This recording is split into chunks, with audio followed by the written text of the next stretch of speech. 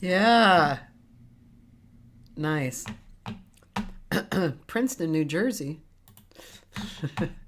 Yep. Well, ladies and gentlemen, my guests here, and you have to pronounce the name, please, because I think I was saying it right, but I'm not sure. So somebody, you say it. Esthesis Quartet. Esthesis. Is that Yes. like aesthetics, or what is that word? It is the fundamental sensation of touch. Oh, okay, nice. I like it. I'm just doing my thing here. Hold on one second. Getting into where I have to go. Okay. Hi, Nora. So cool. Um, that's a nice name. I know. Well, let's just start with introductions. This you can say. I'm just saying your names, but Elsa Nilsson, flautist, right there. Um, Tina Raymond, the drummer. Emma Dayhuff, the bassist, and Dawn Clement. Hi, Dawn, pianist. And so you guys don't have to mute yourselves. You can just stay unmuted because you can say stuff whenever you want. But I know Tina. When I first heard this recording, my friend gave me the recording, and I was a fan of Tina's for a long time. And actually, we finally got to play together, like substantially, and it was like, oh, yes, it was great. And then I was telling her that I really loved the recording, and then she told me briefly how you guys met. So tell me that story first because it's interesting. Oh, Who wants to go? Who wants to go? hi, Cathy. Thank you so much for having us. I've wanted to meet you for a long time, hearing about you from Jay and Lauren. Uh, Um, I'll just maybe talk about meeting Elsa in the early 2000s at Cornish. I was adjunct there, and she was this beautiful, bright light in our midst, studying flute and composition. And I think she took a piano lesson from me, and that's how far we date back. And Tina, when did we meet, Tina? Reno? I think we met adjudicating a Reno Jazz Festival 2017-ish. Something. Um, and we kind of briefly connected there, but didn't get to play together. And then I met Elsa at the Gen Convention in 2020 in New Orleans. She adjudicated a band of mine that I had brought from when I was teaching at City College. And the things that she was saying to them were very much so in alignment with the way that I teach, and talking about art and creativity. It was cool to hear someone talk about those things with my students, to kind of echo the things that I've been mentioning to them. And so we talked a bit after that, and Dawn was there too, and we connected a bit there. She was playing with Sage, that incredible vocal group, Sarah Garrick and yeah. Aaron, and all those incredible musicians. And you know Johnny from Seattle, right, Dawn? Yep. So there's that connection. And then Emma and I met in LA. She was on tour with a like avant-garde improv theater group. Is that right? Yeah, it was Second City and Hubbard Street Dance Company. That's I was on tour with. Yeah. It was like improv comedy with improv dance with improv music. Oh Was my God. Amazing. And we ended up at a jam session playing together and had a really good time. And then she ended up moving out here a bit when she was in the Hancock Institute. So we kind of connected a few times throughout the years. And then finally in the pandemic, well, I feel like either Elsa or Dawn should talk about fast forward. So in the pandemic, I kept trying to find ways to stay creative and stay inspired. And I'd met Tina and Dawn recently, like right before lockdown, and with Tina's students, I was like, okay, so this is a person I need to work with, because those students didn't look at me like I was crazy. they got it. And like, actually, I don't know if I told you, Tina, but they followed me around for the rest of the convention. It was kind of awesome because I was like my first time at a Gen conference, and I didn't know what I was doing. And I, show up in a sequin motorcycle jacket, and all of these students are like, we need more of whatever that is. And it's like, okay, so Tina created this mess, and I want to play with her. I want to do something with her, at least. Like, I want to see what the process is there. So I think we talked for maybe less than 3 minutes. And I reached out to Tina and I reached out to Dawn. I was like, hey, do you want to do a composition club? And just like meet once a month on Zoom and just show each other what we're working on, just to like keep feeling like we're artists, keep feeling like we're still creating things, even though we can't leave our houses. And then I asked Tina, like, who would you love to have on bass? And she's like, I have someone. Okay. And Emma, so was that when you met everybody? That was the first time you met everybody except Tina, right? Yeah, on Zoom. And then I guess I met them in person when we recorded this record that weekend. And how did the idea of recording come up? Because since you weren't really working together, all of you. We started passing around compositions. So it wasn't just us writing independently. We were writing for each other, and we started passing around our compositions and layering recordings through the pandemic. So we started building, and even actually some of our recorded projects were just improvisations. They weren't even based off composition. And so we started to kind of build a repertoire and a rapport over these layered recordings that already felt pretty organic and was interesting to listen to. And then we kind of just decided, let's do a couple gigs and let's do a recordings. And I also had some tenure funds from CSUN. Thank you, CSUN. And so we had a little bit of a budget to do the recording session. And I needed to do something creative for my tenure, retention, and promotion. So this was like a good kind of just double, filled two holes in my life. So they came out to LA. We did Sam first. There's a couple videos of that show online. That was our first show. We did a show in my backyard out in Van Nuys that was all ages. That was great to do. And then we hopped into the studio the next day and kind of art vomited. We recorded like 13 tracks in 6 hours or something. It was a lot. Yeah. That's great. I can just imagine how that felt. It really It was amazing. Yeah. Yeah. You guys must have been in heaven. And did you particularly after having had that whole experience of hearing each other remotely, and then just like 3 days of super intense, 1 rehearsal, 2 gigs into the studio. And it's like, I felt like I knew everyone really well, even though we hadn't worked together much at all at that point, but we'd heard each other in this abstract way that just gelled when we became in person. Yeah. I'm going to ask Emma a few questions because she's going to be leaving sooner than later. So Emma, where are you from, and how were you attracted to the bass?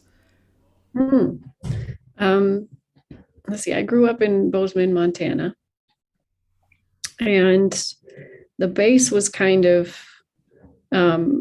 I played the violin first. And never practiced, couldn't stand the sound of it, but I'd always, kind of obsessed over music. And so then like the violin just didn't stick. And the school program was like, hey, in 5th grade or 5th or 6th grade, they're like, everybody choose an instrument, And so I took the opportunity to quit the violin and get as far away from it as I could without playing tuba. And there was also, I was at the time the shortest person in my class. And so the orchestra teacher said, oh, you're too small to play bass. You should play cello instead. But then the orchestra didn't have a bass player. So eventually she was like, do you still want to play bass? And I was like, yeah. And I think I had to prove her wrong or something. It's like when she told me I couldn't do something, that was. Were you drawn to like more pop music or jazz or classical? I started, so like when I played the violin, I played kind of like Irish fiddle stuff. Oh, And the school program was really more focused on classical music. And so that's kind of, but I started playing Irish fiddle music on bass. Um, and then I feel like just the instrument itself is what exposed me, because I'd never heard jazz before in my life. I had never, the instrument kind of showed me all these other kinds of music that I didn't grow up with. So does the fiddle music come out in your playing? Sneak out? I don't. I think it used to more. People used to like say, "Oh, like," but I don't get those comments as much anymore. I don't know. And kind of jump ahead a little bit. So after Montana, that was all in Montana, right? And then what did you do? Did you go to New York or LA or where did you go? I went to Oberlin for college. Oh, That's what took me out yeah. of Montana first, and then I followed my college sweetheart to Chicago, and that didn't work out, but Chicago did.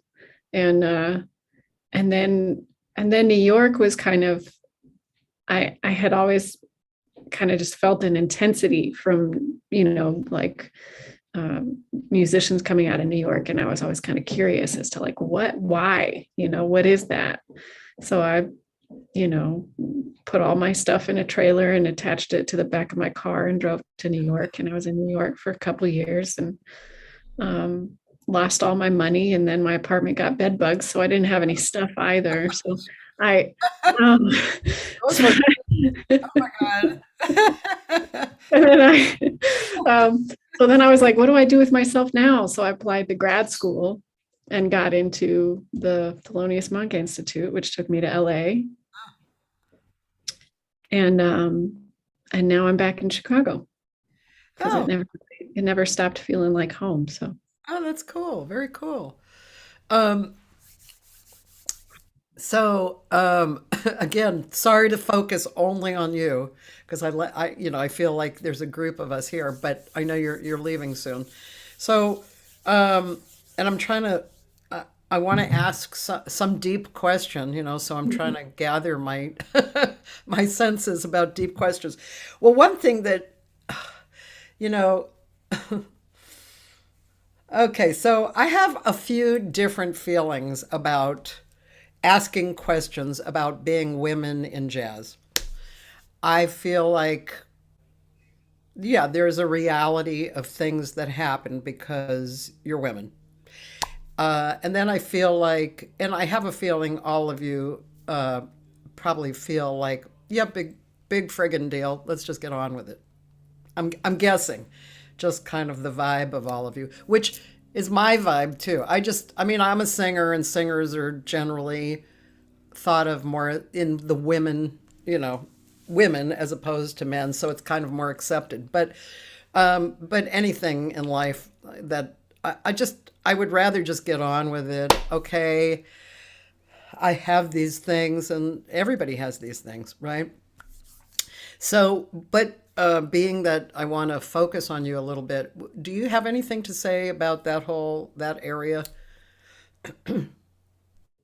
me in That's, particular, yes, you, because you're leaving soon. right? Um, I let's want see. to ask you a deep question before you leave. I mean, I think, um, yeah, I do think I've had experiences. I think everyone, based on their identity and the way they, will have experiences that are unique to that identity. And so being a woman is part of the identity. And I think, it's like, been hired for gigs where it was like part of the contract was I wear, a short black dress with black high heels. And, it's like guys don't get asked to do that. But um, uh, But I think overall in my experience, I've had way more people help me along the path than try to take advantage of, whatever they saw as something to take advantage of. Cool. I try not to focus on the moments that I had to overcome something or somebody's preconceptions. Yeah, and I'm doing fine. yeah, you're right. We all have what we are, and whatever it is, it comes. We have our experiences. I read something the other day. It said there's winning and there's learning, Right. which I thought that is so cool. Right? There's no losing. As long as we're in this subject, any of you other ladies, do you have anything to say about that? It's a big subject, but I just have to touch on it because it's so obvious, We've talked about it a lot. I mean, it's a thing because we're 4 women playing together. So Yeah. it's I would just say this is a contradiction, but I sometimes can't stand all women groups, all female groups, and being associated with that. And, I did IAJE the first year they ever did it, the Sisters in Jazz thing. And, but at the same time, that's where I met Ingrid Jensen and Anat Cohen and Sarah Caswell. And that was also my first experience playing with other women. I really loved what Emma just said about there being far more experiences of being raised up and encouraged. And I would say that there have been many women who have done that for me and many men. And I am so grateful. And musically speaking, I've played with Jane Ira Bloom for many years, and that quartet is one of the first experiences I had where it was a pretty equitable group, 2 women, 2 men. And there are moments in the music playing in Jane's band that have felt different from playing in a quartet with all men.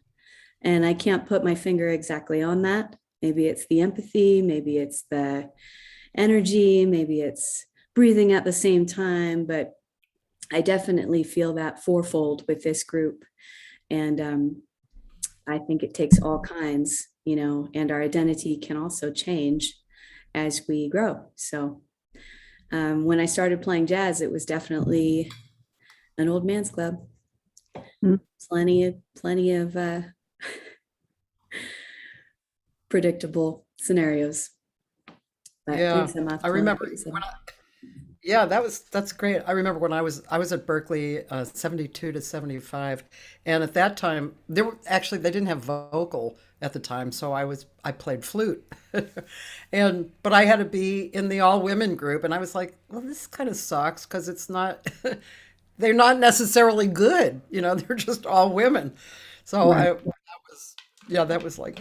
And to kind of touch on that, I think to be of the mindset of, come on, let's just get past this, is actually the wrong approach. I think that we actually need to be very intentional in seeing those moments and saying like, wow, why are all the women grouped together in these ensembles? Like, who did that? Or that frequently happens at jam sessions too, when women show up to jam. And it still happens where if 1 or 2 women show up to a jam session, they'll pair them in the one band with the other woman. And we don't have to be militant or aggressive about it, but it's so important that we talk about these things and that we discuss them with our male peers and that we point out these microaggressions and that we're representative in the educational field, that there's representation on the bandstand and in academia, to kind of just brush it off and say we're past that doesn't address the issues at hand. So I think for all of us, having these conversations is actually really, really important. Yeah. Elsa, do you want to say Yeah. anything about that? I mean, everyone's so eloquent. There's not much left for me to say, but I have found it really fascinating that every single workshop we have done together as a band, a young female student has spoken up and being like, what's it like to play with only women? Because they don't know. And usually the responses we give is something like, well, the playing is the same. The playing is playing. The dynamic off of the bandstand is a little different. Like the way we as a band spend time together in cars is not the same as when I'm in a car with a bunch of dudes. Like it smells way better. But I think like I agree that for me, there's been both people who have supported me and lifted me up and people who have made it really difficult and like times where I felt really unsafe. And in terms of my position, like as a teacher and as a band leader and as a musician, one of my things that I care a lot about is creating safe spaces by the work that I do in every context where these conversations can be had, where it's not necessarily that like my views is the only right one. It's just that we can talk about it in a way that makes sense. And in terms of gender, my big thing is just safety. Like if I don't feel safe, which happens, it still happens. Like I need to know where I can turn. Are you speaking like in a band situation or some other situation? Jam sessions, yeah, like not necessarily with people I work with, because if I don't feel safe with someone, I'm not going to say yes to the gig. Yeah. But like that is a concern. If someone's like, hey, you want to come play a session and I don't know anyone in the session, it is a thought that I have. Yeah. And that's part of the dynamic. That's part of what happens. I mean, depending on our trauma, depending on the lives we've had too, like there's different things that come up. And I think that's a way that we can support each other. That's a way that we can support our students and our communities, where it's like, hey, we need to all acknowledge that there is stuff going on in the world. It's not just in the jazz world, but that like we can look at these conversations in a way where we're trying to make things better. Yeah. It reaches out into so many areas, I mean, we could, we could say, well, there's no Black women here, or, I mean, we could go into so many different areas. And I mean, all of what you said rings true in my heart. And as you're speaking, I can think of things that happened to me over the years that I was put down, or I was, and was it because I was a woman? I don't think so. It was for other reasons, but we all have the reasons that we all have situations and experiences, and we have to do it. But also, one of you mentioned how it does feel with women making music together, and I have noticed that over the years that women musicians, there's something usually, like the greater percentage of the time, that I feel that is it because I'm a woman, or is it because the woman is playing and it's really effective? But there's a feeling that comes out of a woman player that I really enjoy. It really moves me. It feels good. It feels, there's so many adjectives, but I do like it. I have noticed over the years that I like it. And that's one of my favorite things with this band is it's the most reckless project I've ever been part of in terms of how we treat each other's compositions. Like there's so much respect, but there's also like, oh, let's go jump off this cliff together. And then we just go. Like there's no, the combination of utter recklessness and respect is really special. That's cool. Yeah, that's really cool. I heard a story about this poet, a very experienced poet, and he was performing with a group, and he wanted it to be free. And the piano player came over and wanted to kind of ask and wanted to limit it into a tonality. And he said, no, I just whatever. And the piano player kept saying, yeah, but don't you want a particular tonality? And the poet said, no, I just want whatever, So, I mean, you guys, your music is a combination of stuff, which is great. It's like there is music, there's the charts, there's the head, and then there's the playing, and you're open to each other. And like you say, there's recklessness, but there's respect.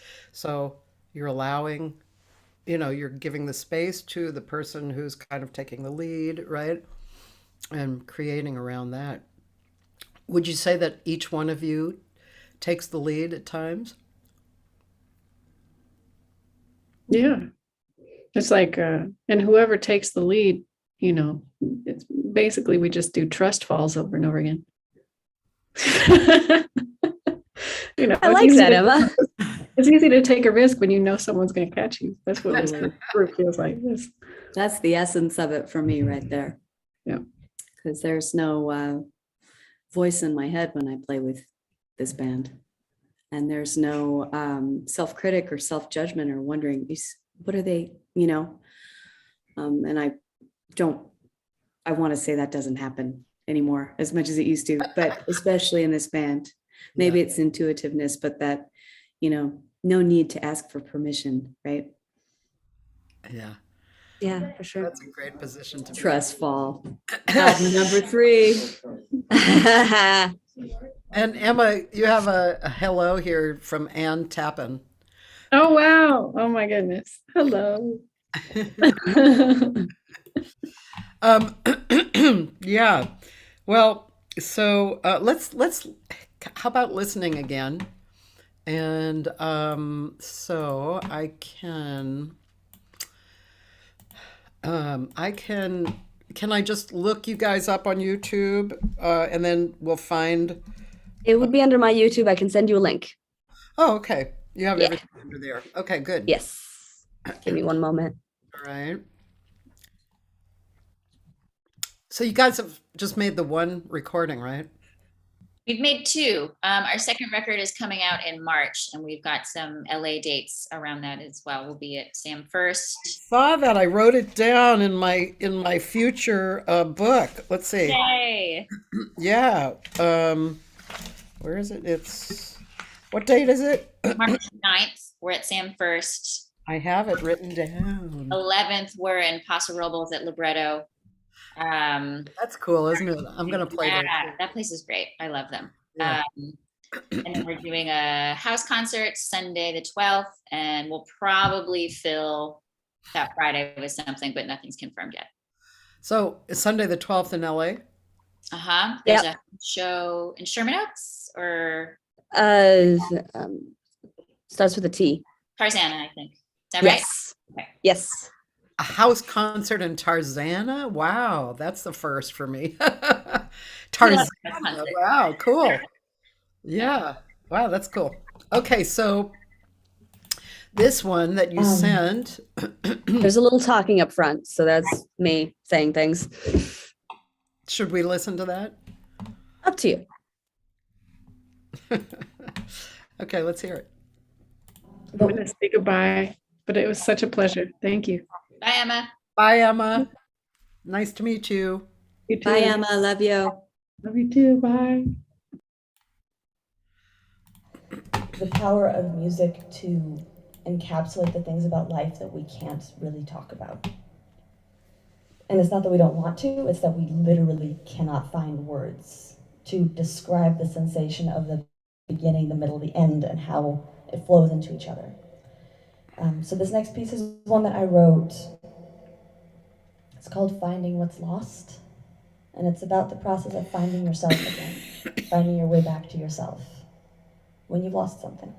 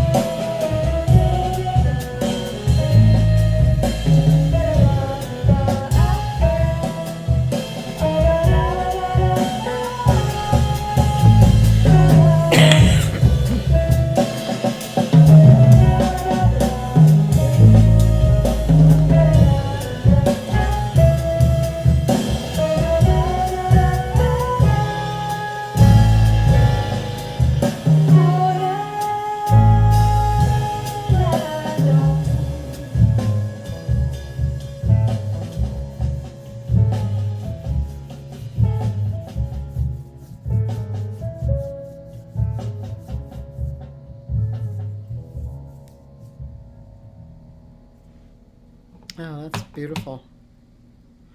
Thank you. Very, very nice. What a pretty song. Really interesting. Dawn, now I know, I realize that I saw you at the Sage concert at Sam First. Yeah. That's Yes. You played great and you sang beautifully. Thanks. So let's ask you a few history questions. I hate to start all the time at when were you born and how you know, but Okay. I do like to kind of know a little bit of history. You know how you came up, when you started playing. Did you start playing piano at first? Did you? Started singing. My mom played piano in church. Ah, We would sing together. I started harmonizing pretty early, like, to hymns and folk songs and stuff like that. yeah. Um, Super shy kid, like so shy. Um, so my mom taught me at home a little bit for a couple of years, and found a piano teacher. I was really interested in playing the piano when I was about 9. Asked for a piano. I don't think we had one the entire time I was growing up, but here and there. But mom got this player piano that was all broken, and it worked great all through high school. I took from a ragtime pianist. That was my first teacher, Keith, and learned how to read. And then I kind of got a serious classical teacher. She was not quite whiplash, but she would slap your wrists and do all that stuff. I don't want to mention any names, but and I had taken this little hiatus from school, just having a lot of anxiety with that. But I went to public high school, and there was like, they used to do these announcements. I'm really old, by the way, in this band. I'm like Grandma Dawn. So, You don't look it. in the stage band, we need a pianist in the stage band. And so I mustered up like every ounce of courage I had to go play for this band director, who was a whiplash kind of teacher. I played Mozart Sonata in C. He said, "Great, you're in." First day of band, lead sheet. I was like playing everything like a major triad. It was horrible. I think I was called a freshman turd every day of my life that year. The guitar player in the band saved my butt. He told me what the chords were. Mom, my mom, I keep saying mom, but I owe my mom because my dad was working real hard. I was the oldest of 4 kids, and my mom started a cleaning business basically to like pay for me to do piano. And she found a jazz teacher for me, and we learned 2-5-1s and started to feel a little better on that, But I went to high school near Portland, Oregon, across the river in Vancouver. And back in those days, and I believe still to this day, great drummer Ron Steen hosts sessions almost every night of the week. And he was in the Blues Brothers. He was in that great scene with Otis Day. So we would go, like this guitar player and another tenor player, we would just go. And I remember playing a blues for the first time and it being this emotional, like, open the vault. I was so nervous, and I'm crying. But that was it. That was all it took. And I had come from the pressure of Chopin and Debussy and Mozart to what? A blues and B flat. What's the worst that can happen? And from there, I think I just started to get more hooked, and felt more freedom, playing improvised music. And I had friends that were giving me albums and just started to fall in love with it. So that's my story. I did apply to 2 colleges, Cornish and Western Michigan. I really wanted to work with Steve. And I got a scholarship to both, and the scholarship to Cornish was the biggest one. And so that's where I went. And was this for piano or voice or this was both, for or? piano. Yeah, for piano. So the singing was always like still a shy thing for me. I did do it in high school. I think I wrote a tune called Dismal Resolve with lyrics and stuff, like ridiculous, but those are just my teenage years. We all have our experiences with that. But Cornish was such a beautiful place. It was very rich with collaboration, interdisciplinary collaboration when I was there. Played with a lot of dancers. It was one of my first jobs. Played with dancers, did shows with theater. I loved being there when I was. Jay was there, Jerry Ganelli, Gary Peacock, Julian Priester, Hadley Callum. It was a rich time for that college experience and learning what it can be besides 12-bar blues and B flat, and I don't mean to talk too much about myself, but I got married and had a couple kids and got my master's in my 30s. And at the time I was working, several jobs, wearing all the hats we wear that we do, teaching at high schools, teaching at Cornish, trying to go on the road, trying to make records, play locally. So I did a low residency program in Vermont, which was a great fit. Cool. And I did that in music composition. And I didn't want to work on writing jazz. So I worked on string quartets my entire time. And it was challenging and really cool. And now what? I just have kept moving towards academia for some reason. Sometimes I look at myself in the mirror and say, what are you? You're in higher academia? But here I am. And I think it's meant to be, because like these other 2 beautiful bandmates of mine have been talking about creating a space and being purposeful about conversations that we have around gender and around music and here I am in this beautiful space that Ron Miles created, and trying to keep it going and really do a service to the students here. So That's beautiful. Thank you for saying all that. I really I'm immediately drawn in by your comping. It's pretty it's wonderful. It's expressive, and you use space in a way that I love, and it's really nice. I wanted to ask you, a lot of times on these shows, people talk about, well, how you keep going, basically. I have one person who comes on, he's a guitarist from North Texas, and he's always asking questions like, what do you do when you're stuck? And those kind of questions, because he's looking for ways to be freer, which of course we know that's where the magic lives, right? Free, talking about our spirit and the doingness of it. But so you've had a lot of experience there, and experience that some people might just stop playing, raising a family, for instance. And so what did you find made you continue? Was it this one idea that kept happening, or was it this just like somebody saying you can't do that, or what was it? Yeah, maybe there's some rebellion there. I think music was the one thing I got good at and felt like I could be myself. But I think the answer to that question is complicated, because there are logistical reasons to keep going, right? And there are creative reasons to keep going.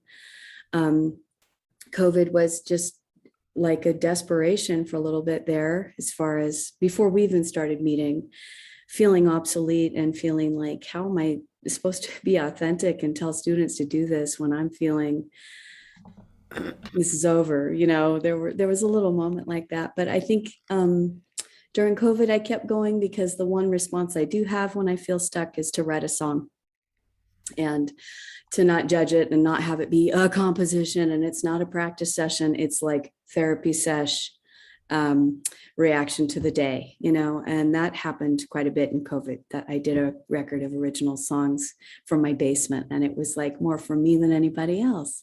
Yeah. I think the other part of this that adds one more layer is the service that we owe to the music.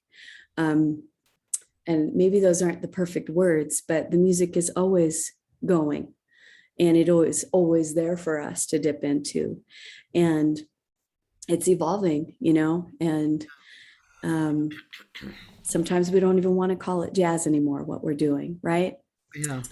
So adding to the history and what's happened to it and what's going on today and what we can say in the only way that we can say it, because I'm the only me, I feel that is one of the main reasons I keep going, and that I don't really do anything else. I just play music and try to talk about it and try to get better at it, and try not to be so too deeply inside myself, because it's really, it's what I have to add, but in some ways it's not even about me anymore. It's about the music and where it's going. And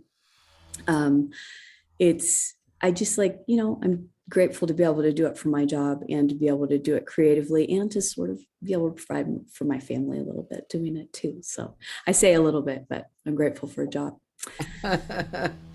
That's great. God, that's really beautiful. You've said some really lovely, wonderful things there. Yeah. And I mean, I've felt for a long time that music is religion. It's because it's something it's like religion. Religion is something you practice that brings you closer to God, right? Connected. That's what music has always done. And I think also, even though you guys are younger than us, you're still growing older and you're still maturing. And as we mature, I think these things come into focus as well, and also, being an artist and being in love with art, then that also includes what you were saying.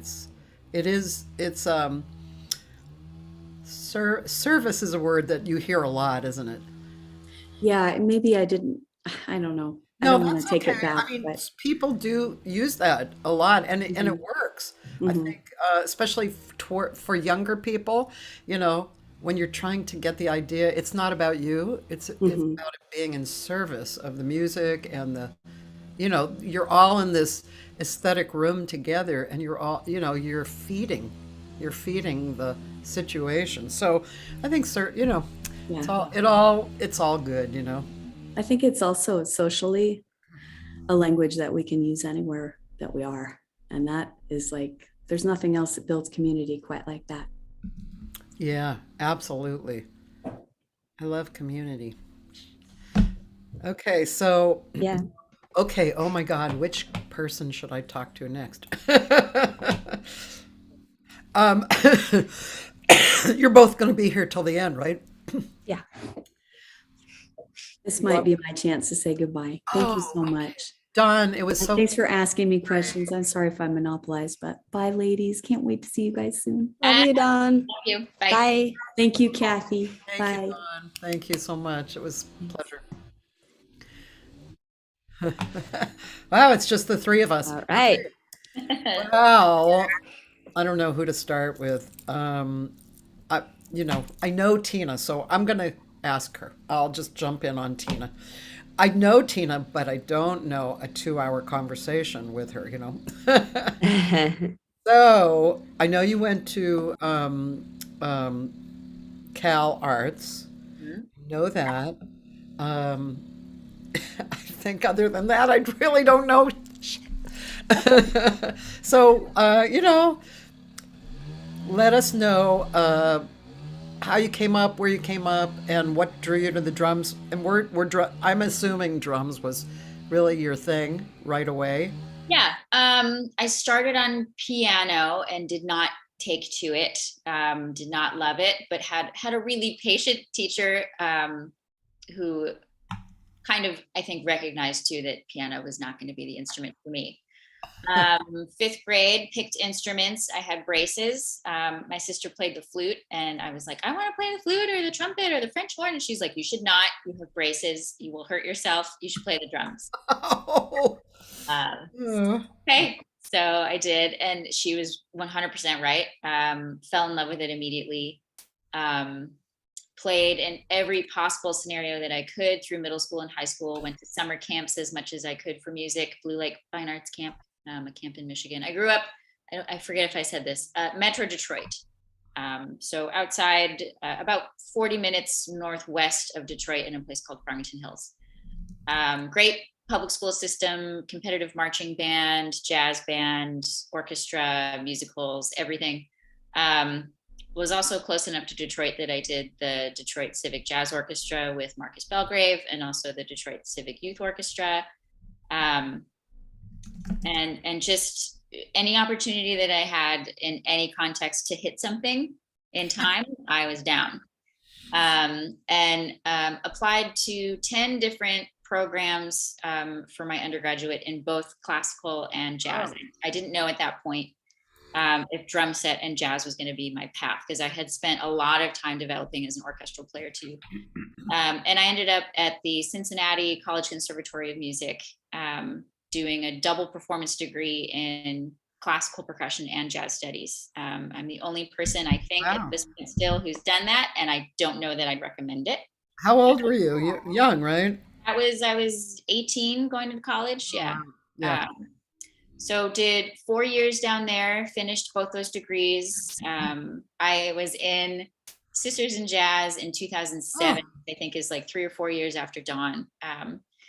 Then made my way out to LA to study with Joe LaBarbera and everybody up at Cal Arts. And then I really focused on jazz, on drum set, and on improvisation and West African drumming with the teacher up there, and really kind of honed in who I wanted to be as a musician and an artist, and have since let a lot of the classical percussion, at least professionally, go. Although when I was teaching at Los Angeles City College, I was teaching classical percussion, percussion ensemble, percussion methods. So I got to use that degree a little bit there, which was really fun. When I graduated from Cal Arts, I fell in love with the LA community, and just I have stayed, and I feel like I've really kind of thrived. And in fact, can you hear my dog snoring? No. Actually, I can't. No, but I want to. He's behind me. It's very sweet. Anyway, but yeah, I started teaching here. I started playing more. I found, my friends and my community here. And then started teaching at Los Angeles City College as an adjunct, and a full-time position opened up. So I was lucky enough to get that gig and taught there and got tenured after 4 years, and then decided, oh, cool, I'm tenured. I need another challenge. And the position opened up at CSUN, and I applied for that and was lucky to get that, and started that online fall 2020. So I did a whole year online before I even met any of these students in person. And we're in week 4 of my 3rd year there, which is like, wow. Yeah. I went fast. So, and here we are. You're all caught up. Who teaches vocals at the college? At the university? Erin Bentledge over there. Oh, okay. Yeah. Okay. She's been writing and arranging for the vocal jazz ensemble and encouraging the students to do that. And she's such a beautiful writer. Particularly in that paradigm, it's really inspiring to see what she can do with those students and what she can inspire those students to write. It's been very, very cool. Nice. Oh, yeah. I look forward to hearing some of that. Okay. I'm going to jump over so, Elsa doesn't have to sit there for too long not talking. Okay, Elsa, your turn. I'm cool. Who are you? How did you come up? What attracted you to doing what you're doing? Well, I grew up in Sweden and spent about half my summers in California. My grandmother lived in Palo Alto, so in Sweden, the whole school system is different. Everything is different. So I went to a high school that was basically a college music program. So it was like 6 hours of classical music every day. Oh, wow. But my flute teacher, yeah, she was amazing. My flute teacher was, I auditioned on classical piano for that and promptly got in and never practiced piano again because it was not the instrument for me. But I mean, I still love it. I still love playing piano, but I definitely do not do it in front of other humans. And I switched to flute partially because my hands are tiny and I can't reach an octave, and partially because my mom would send my brothers and I off to wilderness survival summer camp in the woods in California. And I couldn't bring a piano. And I was completely addicted to practicing. Like I had to play every single day or I did not feel like myself. So flute was tiny and it fit in my backpack. So that's what I played. And I just like fell in love with it, improvising in the woods in Northern California. And now I play a bunch of big flutes to pedals. So that backfired, but still. Did I see you playing a bass flute? Like, yeah. Yeah. Okay. Yeah. And I think if I had played alto flute, I probably would have stayed with it. I did take from Laurie Bell during the pandemic just to, and I can still play, but I think alto flute speaks to me more, but I don't want to buy an alto flute and then not actually work with it. So, you know. Yeah, the big flutes are pretty special. Yeah. They're somehow physically make you feel different, right? Yeah, I mean a lot of flute playing is very similar to vocal work. Like you use a lot of the same internal muscles to control your sound and control your like tone color and all of that. So when you really connect with an instrument, there's like this vibration that is your entire body and your entire instrument, and it's just like you become this third entity that is not yourself. Nice. I never heard that before, actually. Cool. So, where did we leave off in your history? Oh, high school, I think. Yeah, why I play flute, and then I went to Seattle completely on a whim because I wanted to go to South Africa. I applied to college in South Africa because I was fascinated by their music, and I got into college, and then I told my mom, and she's like, "You're 18 and from Sweden. Maybe move somewhere else first." Which was smart. If she'd said don't go, I would have gone. But she phrased it, go somewhere else first. And I had a boyfriend in Seattle, so I moved there and we split up 3 days later. But I already had scheduled an audition at Cornish, and I went and I auditioned for classical and jazz and composition. And Chuck Deerdorf was in the audition, and he was just like, yeah, you could come, do whatever you want. I'm like, okay.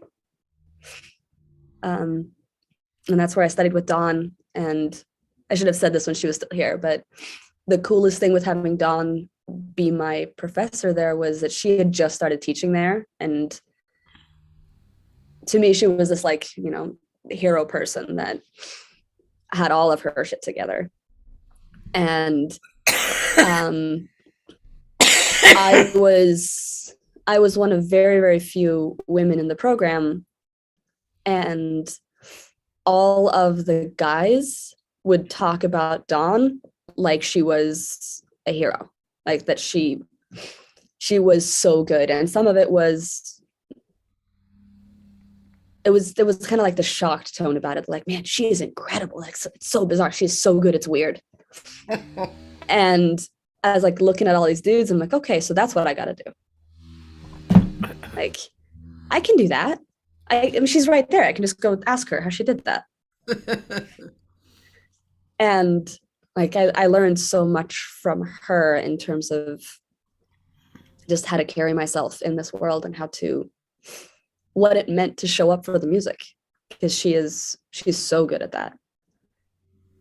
And then I worked at a little music store in the woods teaching for a couple of years, and then I moved to New York with my partner and been here for 12 years.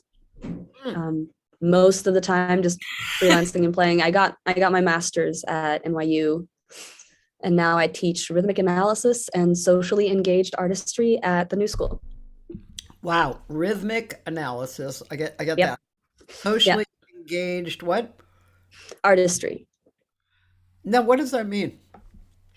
It's a class for drama students, classical students, and jazz students about how art works in a social context, like how to engage with social issues through art, essentially.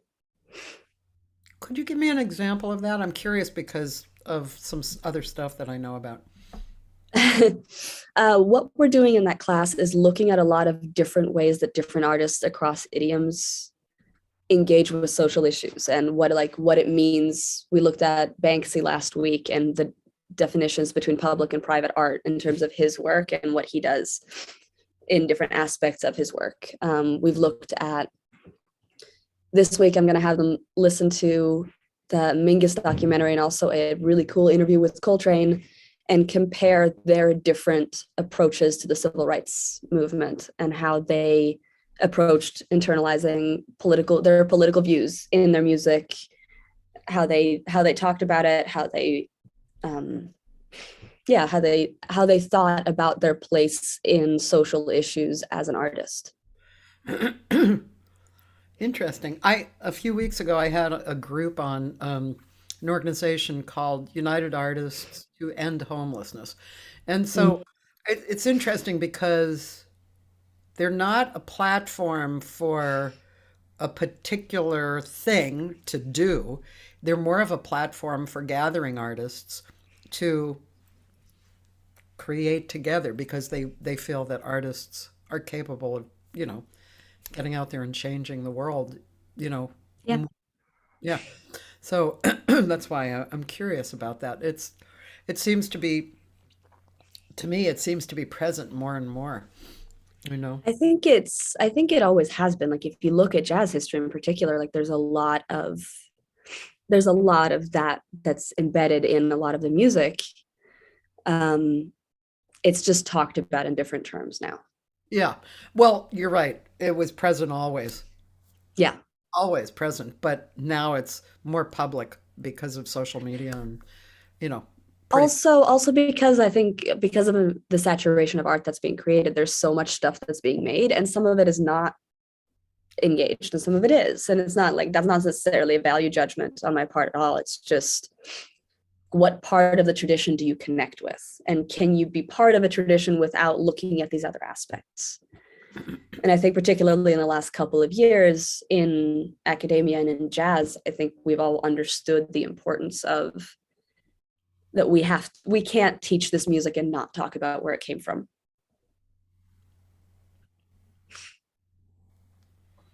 you can jump in anytime, Tina, if you know. I just don't- agree with that completely.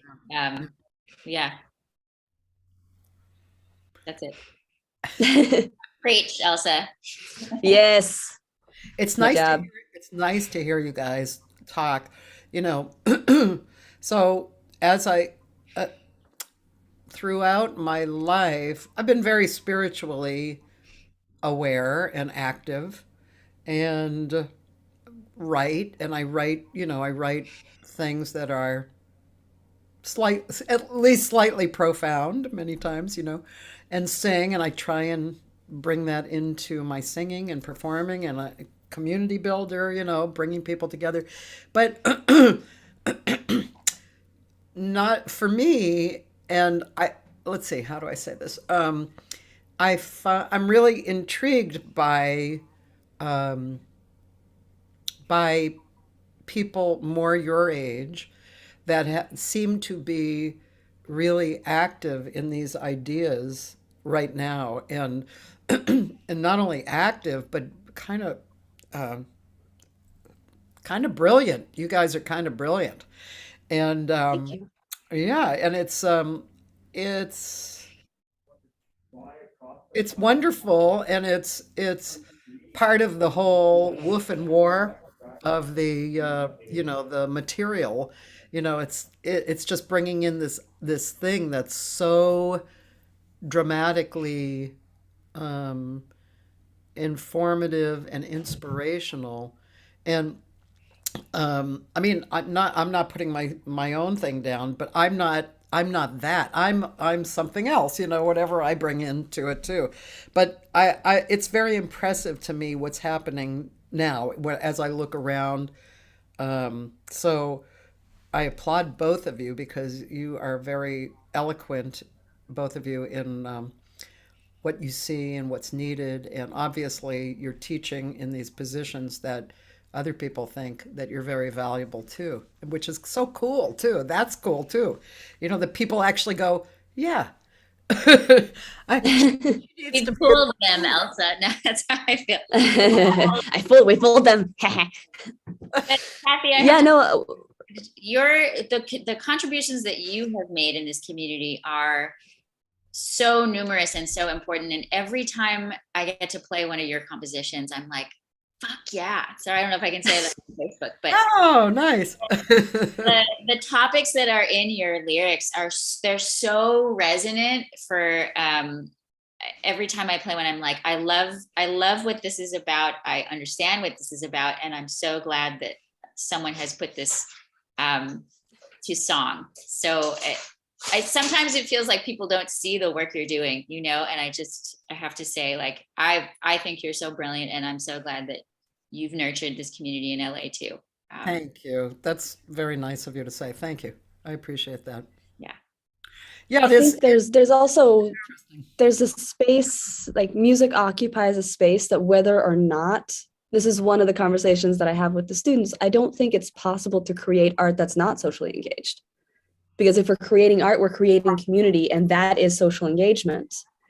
And like, do you know Camila Mesa? She's a Yeah. beautiful singer-songwriter from Chile. She's an incredible guitar player. She would say at gigs all the time that making music is a rebellious act. Making something beautiful is a rebellious act, and in that way, it's a political act. It's a socially engaged act. Like if you're creating something that makes the world better, it has an impact. Yeah, and also there's this is to me this is a really big subject. It's kind of where ego kind of gets involved or lets go. And I mean, I've interviewed, you guys are number 468. So I've interviewed a lot of people, and people, some people are super well known, some people are medium well known, some people are not well known, And it doesn't really that's not what it's about. It's exactly what you said. It's like we're all this huge, it's like looking at, a million billion stars in the sky. We're all part of that makeup. And when you do, you do art because you have to, Yeah.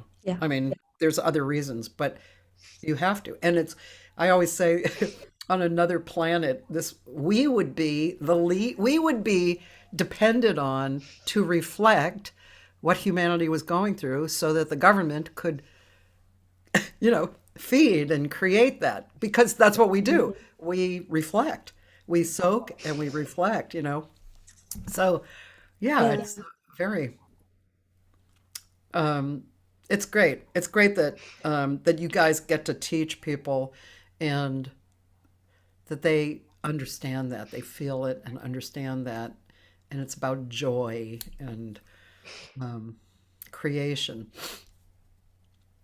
What else do you think music is about? Joy, creation, um, Oh, Elsa and I write songs about fire. Oh, we do. fire. Yeah. Yeah, we both have fire songs. Elsa's tune is "We Watch It All Burn," and mine is "Brush Fire." Climate change and Earth. But oh man, I think everybody in this band writes, and everybody pulls from different inspirations. But I always think about West African drumming traditions and how there was a song about everything. There was a song about brushing your teeth. There was a song about rites of passage. There's a song to warn you to not do something stupid. Like there's songs for everything, that the music is the reflection of your life experience and, you know, what you create when you lack words. And I think everybody in this band feels that way and has written something political or not, or, you know, heartfelt because of a certain situation they went through in life. It's all in there. Yeah. And there's so much trust between the four of us to take someone's like very vulnerable composition and treat it with respect, but also take it somewhere that maybe none of us had intended. It's a very special group. And it's trust on both ends, because like letting go of your composition in that way can be really scary, but then also like trusting that your vision of it wasn't necessarily the only one. Yeah. And a lot of the time, like I'll play stuff with this band and then I'll try playing with another group. I'm like, no, it doesn't, it's an Esthesis song now. Yeah,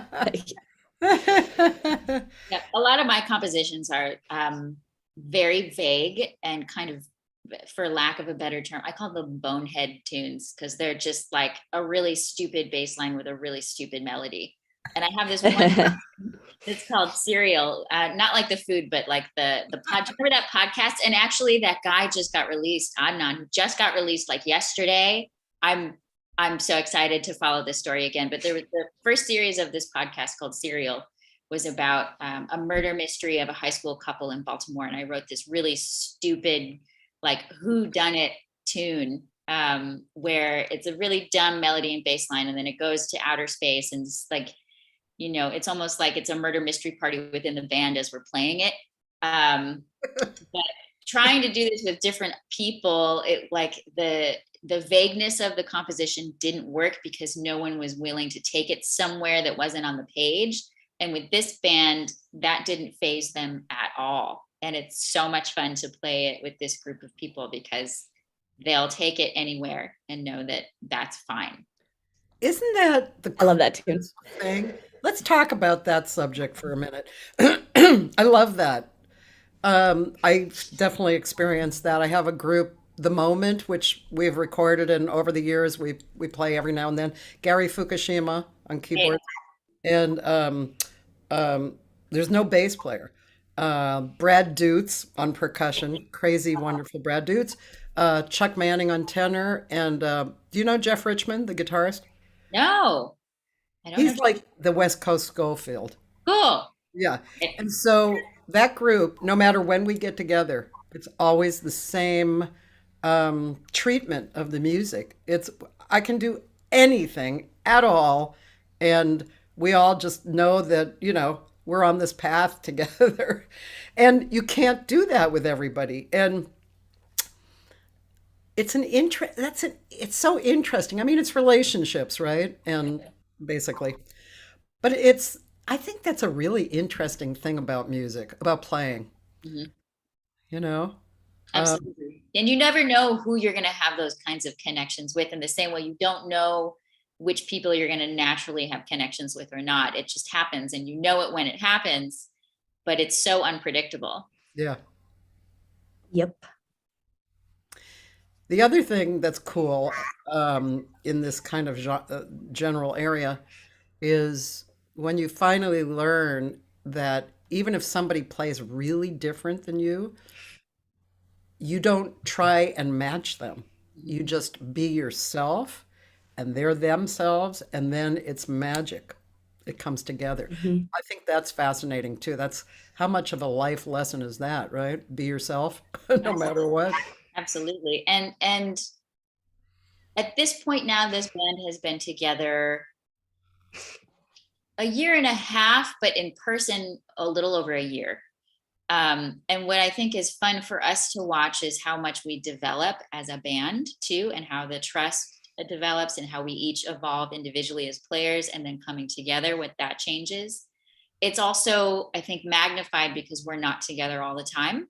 You know, I mean, the last time we played together was May.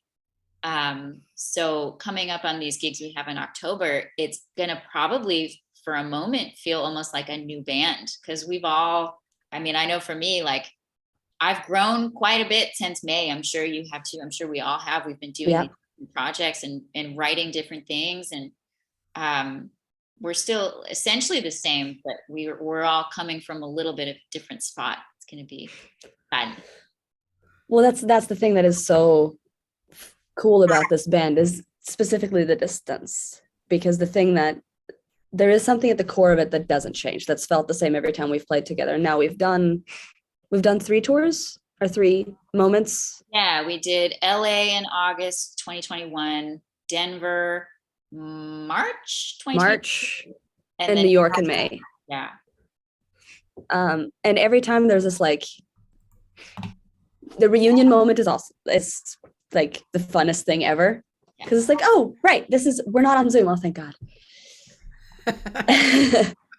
Yes. But then like the core of what it feels like to play together is always the same, but then what happens is never the same. And like for me, a lot of the bands I have in New York, a lot of the projects I do in New York, like it's people I see all the time. It's people that I develop with continuously. And so the way that it changes, I don't notice it. And it's also like we're developing things together over time. And then coming back together with Esthesis and being like, oh, I didn't notice how much I changed. But the middle of it is still the same, like the center of what it feels like to play together. Like I trust that in a way that I haven't trusted in other projects, because it's so codified, because it's so extreme. It's like either we're not in the same time zone or we're entirely together. Yep. Which suits me pretty well. Like, that works well for my brain. That totally makes sense, though. Yeah, right? Because, yeah, it's kind of the beauty of doing that. It's interesting. I also have this group of singers called Fish to Birds. And so we're a cappella and we do improvisation. And it changes how many, 6 or 7 of us usually. And we've been together about 9 years. And it's a great group. It's just so much fun, and we grow together. But we all have our own unique, lives and things. And I don't even know if what we do is really jazz. It's kind of jazz, but it's free. It has jazz, has all kinds of elements. But when we get together, it's just like you said. There's a core that's the same, but there's new juice. It's really nice, really great to do that. New juice is a good term for it. It's a good word, right? Yeah. I mean, good title for a song. So now if I go on, can I still find other stuff other than this particular thing that we've been watching? Can I see? Don't think we have videos from any other shows other than the Sam first one, the very first one.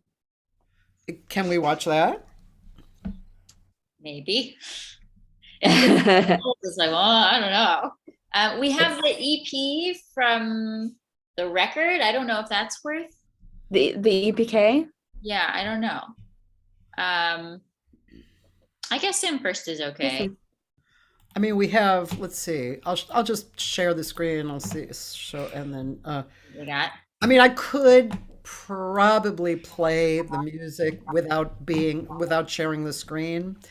I guess this is like it's like an interview video. So there's there's a little bit of playing, and that's not you. There's the Sam first show. There's the Sam first. That was even before we were called Esthesis Quartet. Then we were just Esthesis, but we learned that another band was called Esthesis. So we had Esthesis Quartet. Now I could, I don't know. Sure. Would I go later or would I go earlier? It doesn't matter. Maybe I should go in the middle. We got a step break. Okay, so this looks like the beginning of the set, which probably is cool, right? Sure. Now you pictures. You guys can be amused at how you sounded like so long ago. Yeah, I mean, this was August 2020 or August 2021? 2021.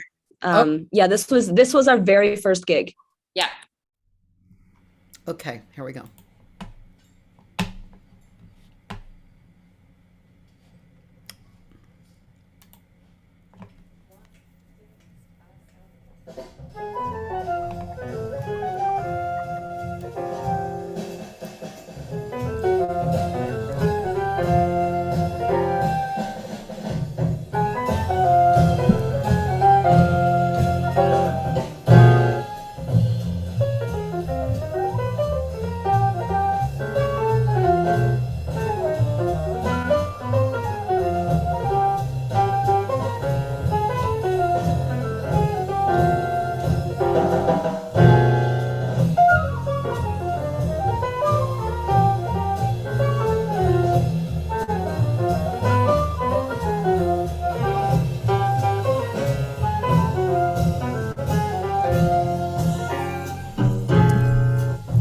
Nice.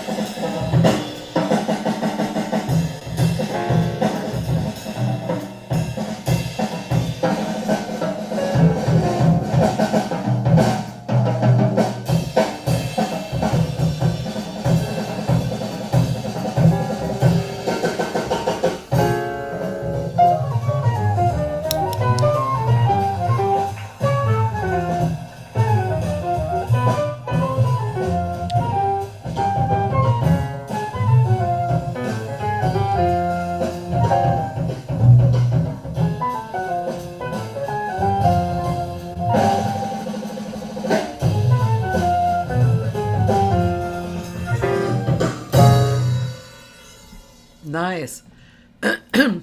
Okay. Was that Dawn's piece? Yes, that was called Yes. Hollywood. I don't know why, but I just felt like that was probably Dawn's piece. um, I'm curious, as a quartet, do you find that you each solo on every song, or do you stay away from that? It's not something we've talked about. No, it's not. There's not drum solos on everything. I think for bass and drums, it's usually not on everything, but maybe for flute and piano, usually there are. On the record, there isn't. On the records, there's tunes where there's only one or two solos. Yeah, just curious. That seems to be a question that young musicians coming up have, and rightfully so. And on the gig, it's just seems kind of obvious when people want to play, or maybe they don't want to play, or whatever. Yeah, there's also like the thing of the gig context is it just you feel what feels right. Yeah. And in that context, it's fun to stretch. It's fun to have the songs be a little bit longer Yeah, and take them more places. In a recording context, it doesn't land the same way, but live in a room, it's really playful. It's fun. yeah. You guys, have you seen in recent years the Jane Burnett group? No. If she comes to town, Yeah, yeah, I highly recommend it. It's a bunch of Cuban women. right. That was at Just Jazz, right? Yeah, Yeah, I was bummed to miss that. that was so good. Oh my God, the musicians were so great. All of them, every one of them. And the singer was amazing. She actually lives in San Diego. She's not Cuban, but this, I guess they did have a Cuban singer first, but this singer, but wow, just really, it was so great. It was a great concert to listen to. Um, yeah. I just wanted to bring that up because it's just so good. Um, so do you guys, I'm just curious, do you guys literally practice now, or are you just so involved in your projects that you just basically find yourself doing your projects? Elsa is a incredible practicer. She's such an inspiration. She should talk about that. Yeah, I practice. I practice a lot. I love to practice. On my long teaching days, like today, I don't get to practice, and it's kind of a bummer because I have one day a week where I can't practice. And that's like a hole in my life right now. And I'm going to work to change that. But I practice a minimum of 2 hours a day usually. And it's not about how long. It's just, that's the amount of time that I can consistently carve out in my schedule. And some days I will just I have a creative day. I don't look at my phone. I'm just in it. And then I'll play for a lot more than that. What I practice is partially just upkeep. Flute is an instrument that if you don't play every day, you lose it. It's tiny muscles in your face and they go away real fast. Part of it's sound, part of it's rhythm. I love working on rhythmic concepts as a meditation, as a way of shutting out the world and just being present with the sound I'm making. Yeah. And I like to memorize stuff. I like to have everything memorized for gigs when I can. And I play a lot of different music. I play a lot of I have several different projects of my own, none of whom have overlapping music. And then I also play a lot with other people. And I really love and respect music. So I want to give it the time. I want to really get to know it. I want to it feels like making friends. Tina and I both played with Vinny Gallia at different points. And that was one of the, he sent the charts about a month and a half in advance for the gig I did with him a couple weeks ago. I have never practiced so hard for a gig in my life. She was messaging me about the music. She was like, how correct does this need to be? And if you know Vinny or you've played with Vinny, you just laugh because it's I was like 3 hours into working on this one 4-bar chunk. I was like, I don't know if I can nail this. I don't think I can. I don't think it's possible. And I was like, Tina, should I be worried? No. Yeah. For me, Yeah. my practice routine ebbs and flows. Summers are great. I have more time to do it. This summer I got my piano here. This is Leanne, my piano. Hi, Leanne. She's so cute. Little Yamaha upright. And we spent a lot of time together this summer, and I practiced a lot and wrote a bunch of music this summer, and recorded it with Trio. But now that I'm in school mode and I'm putting out fires and I'm just on my computer all day, the only practice time that I get is when I'm teaching with students. I've got 2 drum sets in my office and I'm playing the stuff that they're doing. And that always kind of kicks my butt when we're working on something. I'm like, oh yeah, I need to revisit this too. It reminds me of the things that I need to do. So I'm grateful for having some private students in that regard that can keep me honest with the technique and the fundamentals and the things that you need to be able to improvise what you hear in the moment. But yeah, right now is a little bit of a down time for me in terms of practice. There's so much else to do. Yeah, projects, practice. I also have to practice every day. I'm just not a singer who can. I used to know a singer who would eat a sub, drink Courvoisier, and then grab the mic and Oh sound. my gosh. That is not me. That's amazing. But right now, it's funny. I'm a little under the weather, but because I've been seriously practicing my voice every day, the technique, I actually have my range. Which, in the morning, I wake up, I have an octave lower, but I still have my top. So I'm just going to keep practicing, and but yeah, and then writing has kind of taken a little bit of a back for me, and I really want to get back to it, but it's just there's so many other things to concentrate on, and so it's hard. But now I got I got a mic set up and a baffle and a preamp, so I can actually practice with some of my projects, the recording projects that I'm working on, which is cool, really good, and it's just a matter of focusing and deciding you're going to do it, right? I think Yeah. I'll do that song right now. Exactly. Carving out the time and the space for your creative process. And that's, I think, something that Elsa and I have talked about, teaching so much and teaching new courses where you're writing the curriculum, and teaching new courses last minute where you're writing the curriculum a week ahead of where the class is. It's time consuming. It's an energy drain, and it's also creatively stifling at times, where it takes so much of your energy that there's really nothing left for creativity. And so the importance of creating that time for yourself, for carving out that time, for saying, my class is going to get 80% of what I can give this week because I need that 20% for myself. And being okay with that is really important. And playing So hard. playing gigs just to play and just to get, it's like, oh, I have a stupid little gig Saturday night and I'm going. Yep.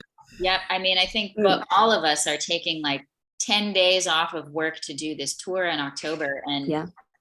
I feel so guilty, but at the same time, I do think the students understand that, like, what do I have to teach them if I'm not participating in the community and the industry and the art form? So Yeah. And that's a thing for me at New School too. Like they want you to be an active artist. Yeah. They encourage, and it makes it challenging sometimes. Like I have to teach. There's a week at the end of the semester where I can stick extra classes, and that week is going to be crazy because I'll be teaching all my classes twice that week because we're going on tour. I could also choose to get a sub, but I love my students. I don't want a sub. I want to be there with them. I'm sending subs. I'm like, go ahead. Oh gosh. I'll probably get there. I'm new at this. I'm still. No, I mean, for lecture classes, you're right. I'm actually not subbing, but for the big band where I'm just flapping my wings in front of them, like somebody else can flap their wings, Yeah. Yeah, the rhythmic analysis class is one of my favorite things I've ever gotten to teach because it's so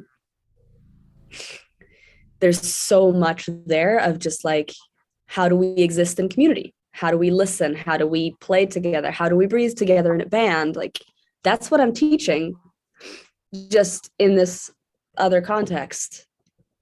And when I realized that that's what the class really was about, I was like, oh, I can do this. Yeah. My first semester was like, I have to teach styles. I have to know everything about all these styles. Like, no, I don't. I can just teach what I am good at, which is probably why they want me here. I should just do that. Yeah. So it's not only about rhythmic analysis. Is that what you're saying?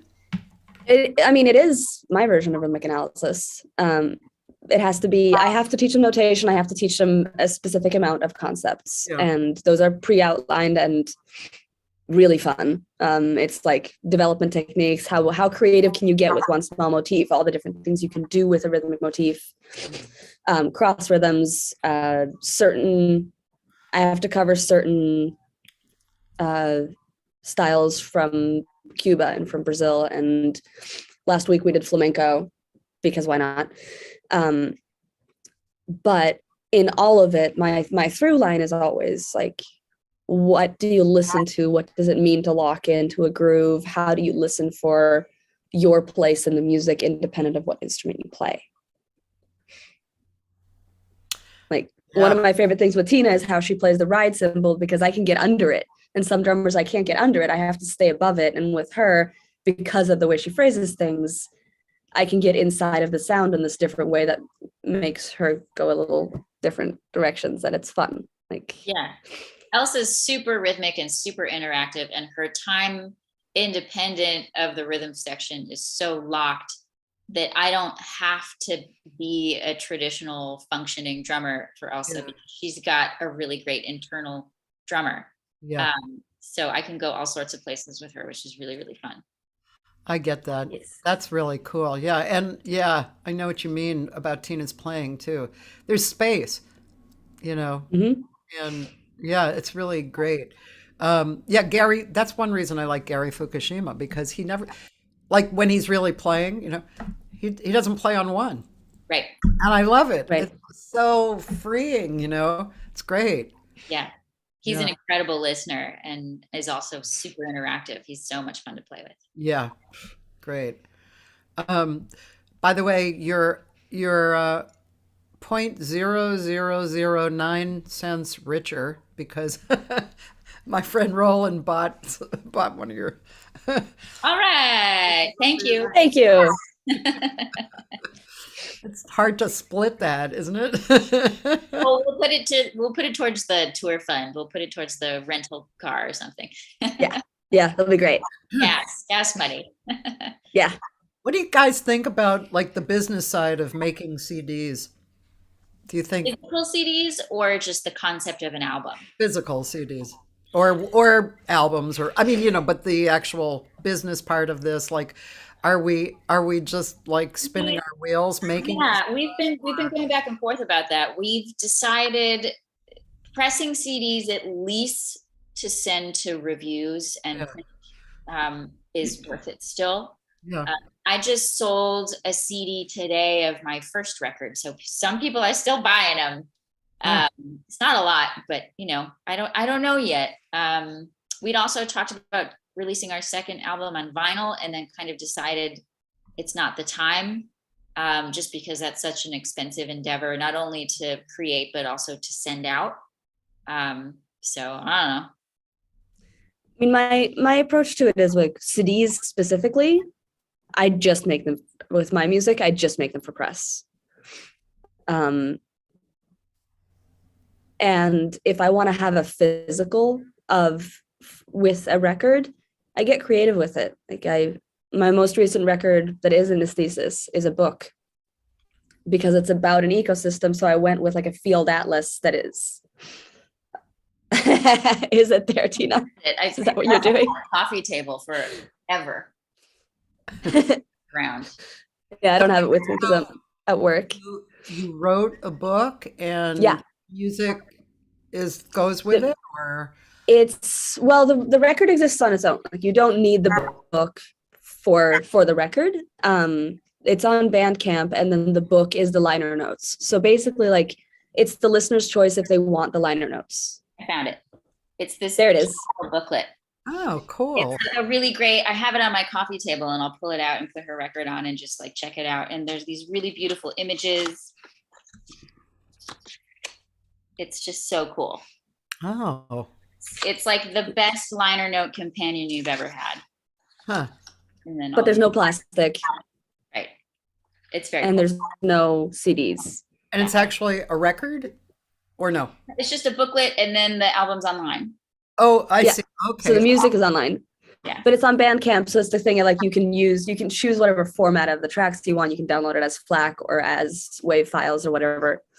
And like my mom gets so annoyed because she's like, I don't understand Bandcamp. Why can't you have CDs? Like, Mom, you don't have a CD player. Yeah. And there you go. Yeah. That's interesting. I don't think I've seen that before. I've seen like Anthony Wilson has a record and a book of photography, which is really beautiful. It Yeah. comes together.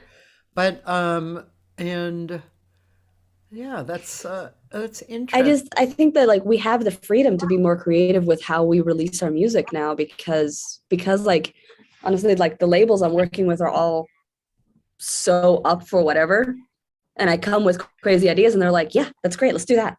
So It's cheaper for me to create it, it's more sustainable for me to create it, and I can make things that have a different character. So I can think about it visually. Roland wants to know where he can buy the book. It is on Bandcamp. It's if you find my Bandcamp, the record is called Atlas of Sound. And I'll make more of them. This first one is for the Coast Redwoods. I can put a link in the chat. And that's okay. Atlas, wait a minute. Atlas Atlas of Sound. Atlas of Yeah. sound. Yeah, why I can't this is a weird Facebook thing. On my own live feed, they do not allow me to put my own comment. Wow. Oh wow. And it just says community standards. Yeah, well, what about it? Yeah, community standards. It's my feed. Anyway, I can't figure out. But I did write it in a reply to him, so Okay. that probably shows up. Yeah, I think it shows up anyway. So, yeah. And some people, like Roland says, he likes the tactile feeling. My husband has Right. I thousands of agree. I like holding something while I'm listening to music, or it's like experiencing, getting to see what the artist was thinking. Yeah.